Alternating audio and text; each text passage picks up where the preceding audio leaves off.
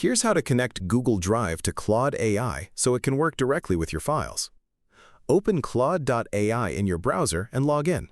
Click your profile avatar in the bottom left corner and select Settings. On the left sidebar, click Connectors.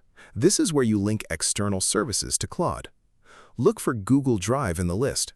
If it is not immediately visible, click Browse Connectors at the top and use the search bar to find it.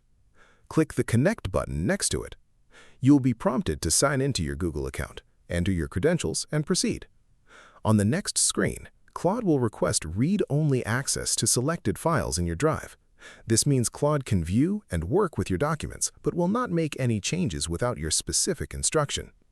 Choose whether to grant access to all files or select specific ones. Selective access is the safer option if you have sensitive files in your drive. Click Continue to finalize the connection. Google Drive is now linked to Claude. You can now ask Claude to summarize documents, analyze spreadsheets, draft replies based on files, and more, without manually copying and pasting content into the chat. If this helped you out, hit that subscribe button for more straight-to-the-point tutorials on Step by Click.